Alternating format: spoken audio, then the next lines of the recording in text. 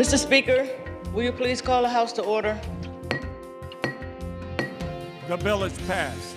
We'd like to get a budget that represents the interests of the people who are standing here with me now. To be part of the struggle to achieve a better society for all.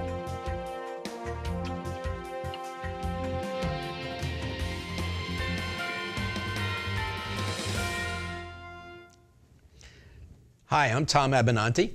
I am the Assemblyman representing the 92nd Assembly District. That's the towns of Greenburgh and Mount Pleasant and all of the communities in those two towns. This is Assembly Update. I have a guest today, Blair Horner. This is one of several conversations that we've been having. Blair is with the organization known as NYPIRG. That's a group that combines students with professional experts on lobbying for good government causes. Through the wonders of modern technology, I'm in the studio. Blair is in the wall behind me. Actually, he's on Zoom. And welcome, Blair. How are you? Happy New Year. Happy New Year. Happy New Year to you. And live from the NYPIRG office in Albany, New York is Blair Horner. Yes. Okay, tell us briefly, what is NYPIRG? NYPIRG stands for New York Public Interest Research Group. We've been around for almost 50 years. We advocate on a wide range of public interest issues: environmental preservation, consumer protection, government reform and accountability, healthcare, higher education. And we're strictly nonpartisan, not-for-profit, and we advocate before people like you, Tom. Yeah. On the wide range of issues that we're interested in. Now, what's your staff? You have a professional staff as well as volunteers? Yeah, I mean, NYPIRG, in a sense, has sort of two sides to it. One is on college campuses. 17 campuses in New York State have voted to join NYPIRG. The students voted to join NYPIRG. And there are staff from NYPIRG that work at those schools. Depending on the size of the school, be one staff person, could be as many as three. And their job is to work with students on internship programs and civic engagement activities and projects. Then there's a non-student side of NYPIRG, which deals with community members. And we have about 50,000 donors to NYPIRG that are that actively engaged in what we do. And so we try to harmonize both of those things in terms of grassroots involvement for both members of the public on campus and also those that are not on campus. Then we tie them in with our staff. We have about 50 full-time staff at NYPIRG. Okay, well, you said that environmental conservation was one of the issues. That seems to be one of the issues of concern to our citizens as well.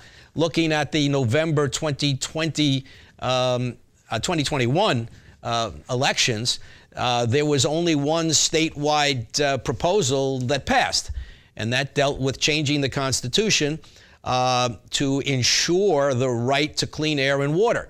That passed pretty significantly. So that seems to be an issue with the public as well. I guess the public in general is understanding that we really do have a climate crisis. What is your agenda? What is your agenda on that? Well, just to go back to the question for a second, I'll talk in this on our stuff in a second. I mean, it's pretty clear that if you ask people would they like a constitutional right to clean air and clean water, they're going to say yes. And yet for too long in both of those areas, due to industrial waste in the ground, drinking water has been contaminated. Due to a pumping pollution into the air has resulted in greenhouse gas emissions, which basically put a blanket around the world and made the planet hotter. The fact that everyone wants to have clean air and clean water does not match up with the policy reality. And so that constitutional amendment, I thought, was a good way for the public to plant their flag about the direction in which they want public policy in New York to go. And so in terms of the stuff that we work on a wide range of environmental issues, dealing with air pollution and climate change, which is an existential threat to our civilization and to species all around the world.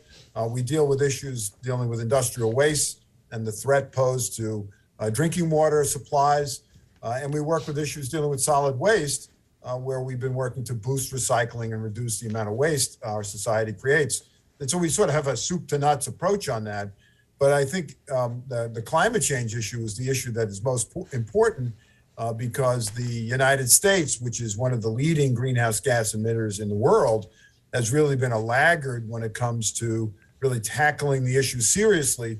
And so you need states like New York, California, Massachusetts to sort of step up and show the country how it should be done. And that's what we've been advocating for and working with people like you to get good public policy enacted in that area. Well, I think the majority in the Assembly agrees with you. And we've tried to take some steps to make New York a leader in clean air. I think we've got a long way to go. We have set some goals. We've set goals to eliminate fossil fuel usage, but getting there, implementing these policies is the difficult part.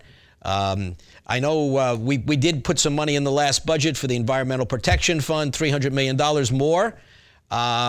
We put some money in for clean water infrastructure. We put money in, we put some policies out there banning the use of polystyrene containers. But let's go back to the clean air issue. I know we passed some legislation that looks forward to zero emission vehicles. We've also tried to encourage the use of solar installations. What are your suggestions? What is NYPIRG working on at the moment? Well, you're absolutely right that the state legislature and the governor have been very forward-thinking when it comes to issues about dealing with climate. And New York State has among the strongest goals for greenhouse gas emission reductions in the country, matching really the scientific best practice. So, for example, by the year 2050, essentially all New York State should have eliminated virtually all greenhouse gas emissions in 30 short years, which is a lot to do. And there are there's a Climate Action Council that's been created under legislation, and their job is to develop the blueprint for the state. And they're going to start public hearings. They have a draft report out. They're going to start public hearings this year, and that should help fill in some of the blanks on the state strategy. But there's two sort of chunks as we look at. One is, what are the goals? How do you get there? And how do you measure that you're getting there? And then the other part of it is, how do you enhance the move toward alternative approaches to making sure our society continues to work? Because no one's arguing, oh yeah, you could certainly eliminate greenhouse gas emissions if people rode horses again and used candles, maybe not even candles, to heat their homes. Nobody's arguing that. So you need to develop sort of an alternative approach to how society organizes itself in the future. On the first part, the state has aggressive goals. It has yet to really create metrics on how you're going to get to a place like near zero greenhouse gas emissions by the year 2050. You can't wait like a term paper in college to the last minute to do that. You have to do it every year. And also, who's going to pay for the mitigation and adaptation costs to New York State for dealing with climate change? I mean, it's going to cost, some estimates are as much as $10 billion per year for the state to deal with climate change. Should taxpayers pay for that? Or should the oil companies, who are responsible for the big mess that we're in now, should they be on the hook to pay for it? And then, as you pointed out correctly, when it comes to sort of how do you deal with reorganizing our society, the move toward electric vehicles, both cars and trucks. And the governor had in her State of the State address a goal of having millions of homes in New York State relying on electrical power instead of natural gas hookups, for example, to heat and provide power to those buildings. And that's sort of the way I think the state should be going. And that's the kinds of approaches that we've been pushing. As you're saying, there's that old saying that, think globally and act locally. It sounds like the only way we're going to get there is if everybody does their little part. So I have a bill, for example, that bans the idling motor vehicles for more than 3 minutes. Now, that's not going to solve the whole big problem, but it's a little piece of it. We did it in Westchester County. I think they have it in New York City. Some of the other states do it. That's kind of a transition measure until we get to the point where you have electric vehicles or zero-emission vehicles. But we can start with little things like that. As you're saying, you know, we've got to get everybody on board. I mean, personally, we now have solar panels on the roof of my house. But, you know, And it looks like it's working. It looks like we're going to get our payback within, 6 or 7 years. But you have to be able to lay out the money up front. So that's a middle-class solution. That's not a solution that everybody can join in. I'm hearing from some of my colleagues, for example, on this whole concept of using electricity. They're saying that it just doesn't work in some parts of the state to use electric heat pumps. That you have to use heat pumps that will literally go all the way into the ground, and that's very expensive and beyond what the normal homeowner could afford to do. So I think, as you're saying, you know, it's got to be a state effort, and we've got to include everybody in this, but we've got to figure out a way to finance this. I don't have an answer. I don't know if your think tank has come back with any suggestions. I mean, we'll be pushing. We're pushing that the oil companies the oil and gas companies be assessed the costs of dealing with the adaptation. I mean, look, when you're talking before about the difficulties with using heat pumps, for example, and the costs related to that. I mean, think of the costs, the catastrophic costs of our civilization collapses because the planet gets so hot that all drinking water supply, or if surface waters are covered in algal blooms, the oceans are filled with dead fish. I mean, while it sounds sort of sci-fi, those are certainly within the realm of possibility. Sea levels rising 10 feet. Imagine the costs of dealing with that. So yes, heat pumps could be an issue, but we think the oil companies in particular should be on the hook to pay for it. The state has for example, when it comes to groundwater contamination, the state has a state Superfund program, which assesses those companies that create pollution that ends up in the ground, assesses them for the cost of the cleanup of Superfund sites. Why not a similar kind of approach to making the oil companies pay for the costs dealing with what they have created? I mean, it's their political clout. They knew in the 70s and 80s that this was going to be a problem. And instead of being responsible, they spent money on campaign contributions, PR firms, to undermine the science and elect toadies to office so that the United States wouldn't do anything, and we really haven't. So they should be on the hook. We think they should be on the hook to deal with the issues that you correctly point out, the transition costs of moving to electrification. But there's no choice. It's not like there's some other option out there. We have to power homes and buildings with something, and we'd rather it be to an increasingly green electric grid than fossil fuels, which the pipelines of which often take 20 to 30 years to be paid off, and we don't have 20 to 30 years to wait. Yes. We have about 1 minute left. Time goes very quickly.